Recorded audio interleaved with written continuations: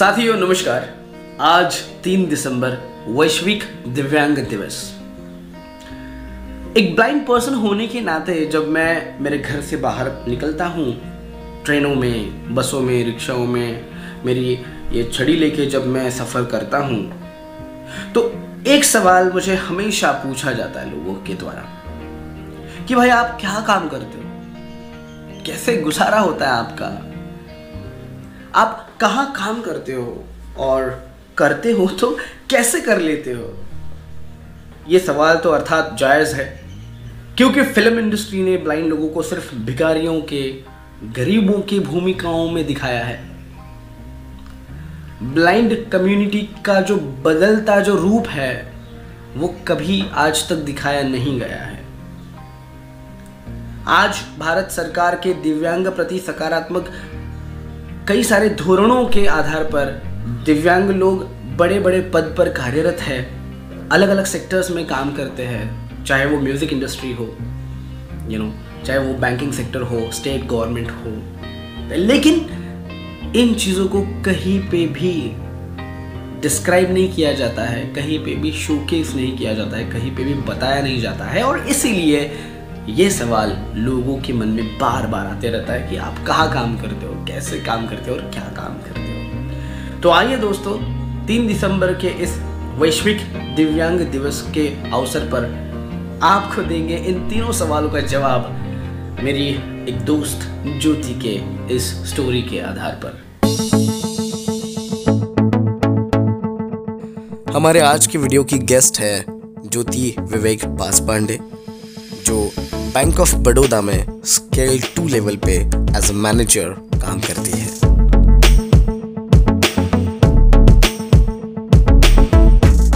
It's a morning time and Jyoti has entered in the office, settling down in her chair.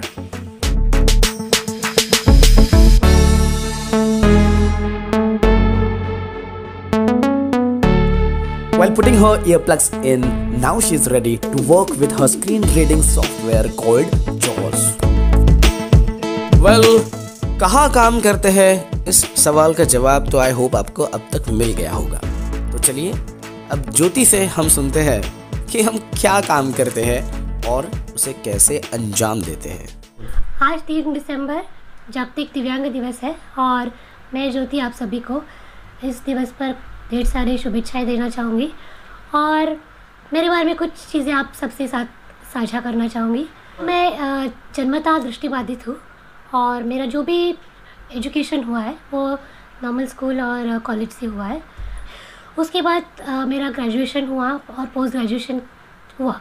तब बात आई हमारे job के बारे में, क्योंकि अभी फाइनेंशियल स्टेबिलिटी ये बात आती है।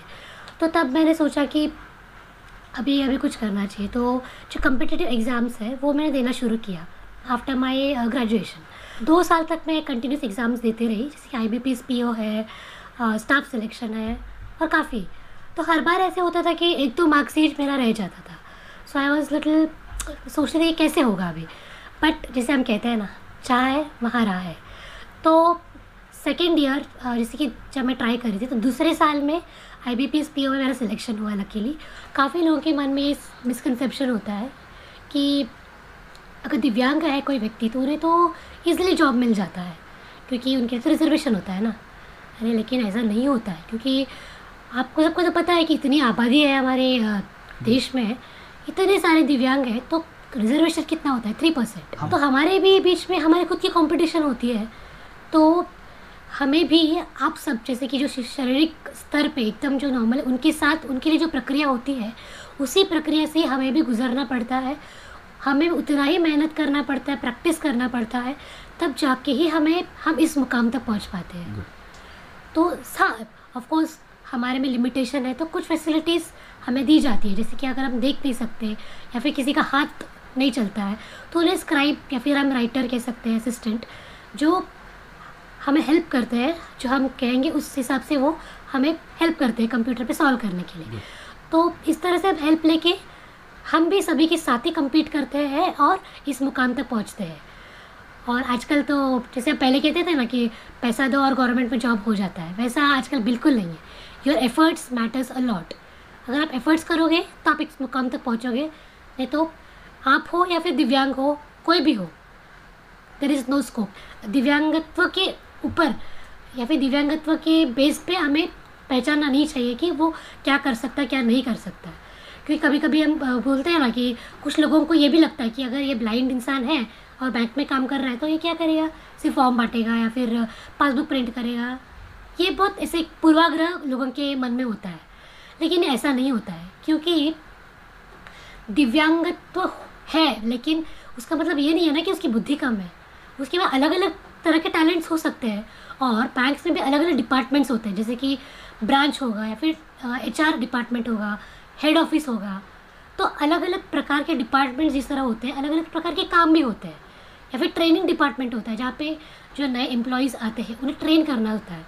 तो बैंक क्या करता है कि जिसे भी वो एम्प्लॉय करता है, वो शारीरिक रूप से सक्षम हो या फिर दृष्टिबाधित हो या फिर कोई दिव्यांग हो, वो ये पहचानता है कि हमें क्या खूबी है, उसी तरह का कार्य हमें देता है। ज्वाइन करने के बाद बहुत सारी शंकाएं थी, बहुत सारे सवाल थे मन में, नया चैलेंज था, बैंकिंग सेक्टर था, राइट। तो कैसे होगा ये सवाल था, लेकिन मेरे जो कलीग्स थे उनका जो सपोर्ट था, उन्होंने जो मुझे अपॉर्चुनिटी दी, उस वजह से मैं अपने आप को ग्रो कर पाई।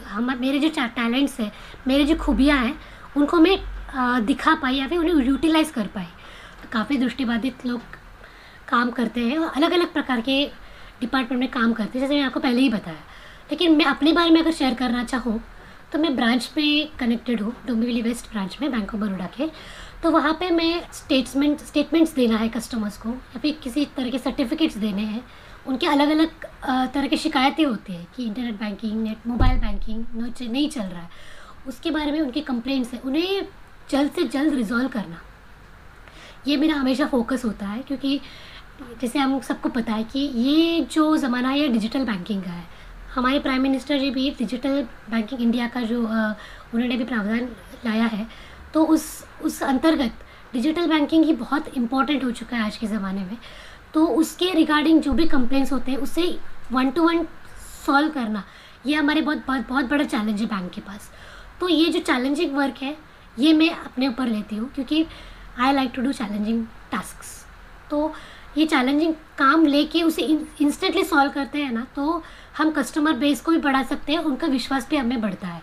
सुन के सभी चीज़ें हम कर सकते हैं जो एक व्यक्ति देख के करता है, और इस वजह से हम हर चीज़ एक जो दृष्टिबाधित नहीं है उसे हम बहुत ही अच्छी तरह से एक्सप्लेन करके उन्हें बता सकते हैं। Hello, good morning madam. Madam मुझे अकाउंट का स्टेटमेंट चाहिए। अच्छा, आपका करंट अकाउंट है? जी, मेरा OD अकाउंट है। अच्छा, तो अकाउंट नंबर मुझे बताइए। जी हाँ, ये मेरा अकाउंट नंबर है मैडम। मैडम मैं देख नहीं सकती, आप मुझे बताइए ना। आप मुझे ऑलरेडी बताइए, मैं आपको दे दूँ। हो जाएगा ऐसे मैडम? हाँ हो जाएगा, दीजिए बताइए। 7224। ओके, गीता गोर है ना? जी, संगीता गोर। ओके, कब से चाहिए मैडम स्टेटमेंट आपको? मुझे 1 अप्रैल 2021 से चाहिए आज तक टिल डेट।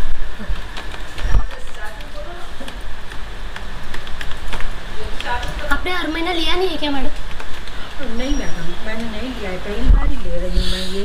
अच्छा, लेकिन चार्जेस लगेंगे ना, क्योंकि हर महीना फ्री होता है, अगर आप बहुत टाइम का लेते हो तो चार्जेस लगते हैं। ओके, मेरा वो रह गया है मैडम रहने का, तो मुझे अभी एक साथ उनको चाहिए। ठीक है, मैं देती हूँ, आप एक एप्लीकेशन दे दो।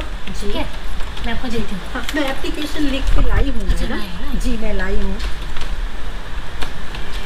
1 मिनट रुकिए।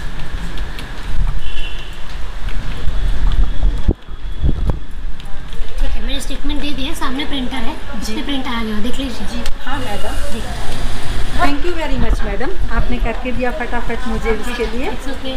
कोई आपका और क्वेरी कुछ है? हाँ हाँ मैडम, मेरे डेबिट कार्ड के बारे में मुझे बोलना है। कैसे फिर इधर आएगा कि मुझे करना पड़ेगा? हमारा पिक्चर भी सब डिजिटलाइज हुआ है ना, तो पिन फिजिकली आता नहीं है। अच्छा, तो तो क्या आपको क्या करना करना पड़ेगा? है, जो ATM मशीन है यहाँ पे, वहाँ पे ग्रीन पिन जनरेशन का ऑप्शन रहता है। तो वहाँ पे आप जाके आपका अकाउंट नंबर डालोगे ना, तो आपके रजिस्टर्ड मोबाइल में OTP आएगा और आप खुद पिन क्रिएट कर सकते हैं। ओके, तो उसमें बैंक ऑफ बड़ौदा के एटीएम में जाना पड़ेगा या ऐसे कोई भी? एटीएम में जाना पड़ेगा फर्स्ट टाइम क्रिएट कर लियो ना। जी आपका कार्ड एक्टिव हो जाए उसके बाद आप किसी भी एटीएम में यूज़ कर सकते हैं। जी madam. Okay madam, thank you very much madam, आपने बहुत अच्छे से मुझे सब बताया। धन्यवाद मैडम। Most welcome. हमारे ब्रांच में या फिर बैंक में जो ई लॉबी ऐसे होता है जो 24/7 चलता है, उसमें काफ़ी मशीन्स होते हैं, जैसे सेल्फ सर्विस पासबुक प्रिंटिंग है, कैश डिपॉजिट है, एटीएम वगैरह है। तो उनका सर्विस हमें 24/7 कस्टमर को मिले कि इंश्योर करना बहुत ज़रूरी होता है। तो जैसे बोलते हैं ना, मशीन है तो बिगड़ेगा ही, तो बहुत बार उसका प्रॉब्लम होता है, बिगड़ते हैं। तो उनका भी वेंडर्स को कांटेक्ट करना, उनका जैसे बोलते हैं ना, तुरंत उसका रिजॉल्व करके लेना, ये भी बहुत ही इम्पॉर्टेंट है। ये भी मेरे पास ही होता है। और उसके अलावा जो लेटर ड्राफ्टिंग है या फिर अलग अलग डिपार्टमेंट से कम्युनिकेट करना है कि ये प्रॉब्लम है, इस डिस्कशन करना है, वो भी सब मैं करती हूँ। और मेरे जो सबॉर्डिनेट्स हैं, क्लरिकल स्टाफ है, उनसे जो काम करवाना है, उनको जो दिया है, उन्हें किया है कि उसको इंश्योर करना, ये सब मेरा काम है। अलग अलग रिपोर्ट्स होते हैं जो ब्रांच लेवल पे हमें जनरेट करने होते हैं, जैसे ये प्रॉफिट लॉस या फिर बैलेंस शीट, ऐसे अलग अलग रिपोर्ट्स होते हैं। तो वो ऑडिट जब होता है उसकी तरफ उस दौरान हमें ज़रूरत पड़ती है। तो उस रिपोर्ट्स को जनरेट करना, उसको प्रॉपरली मेंटेन करना, या फिर काफ़ी चेक कन्फर्मेशंस होते हैं, जो हाई वैल्यू के चेक्स होते हैं, उनको कन्फर्मेशन लेना ज़रूरी होता है एज़ पर दी गाइडलाइंस, RBI गाइडलाइंस। तो ये भी काम मेरे पास होता है। जिस तरह से आप हर काम देख कर करते हो, वही काम हम सुनकर करते हैं, और उसी लेवल से, उसी परफेक्शन से हम सुन के भी कर सकते हैं, इसलिए डिफरेंटली एबल बोला जाता है। अंत में मैं ये कहना चाहूँगी कि हमें नज़र नहीं, नज़रिया बदलने की ज़रूरत है। सो इवेंचुअली इस वीडियो को बनाने के पीछे हमारा यही मकसद था कि इस जागतिक दिव्यांग दिवस पर मेरी कहानी सुनने के बाद आप जब भी किसी ब्लाइंड पर्सन के संपर्क में आए, तो आपको ये सवाल नहीं पढ़ने चाहिए कि ये ब्लाइंड पर्सन है तो ये कहाँ काम करता है, कैसे काम करता है और क्या काम करता है। और यही बात सभी तक पहुँचाने के लिए इस वीडियो को ज़्यादा से ज़्यादा शेयर कीजिए। धन्यवाद।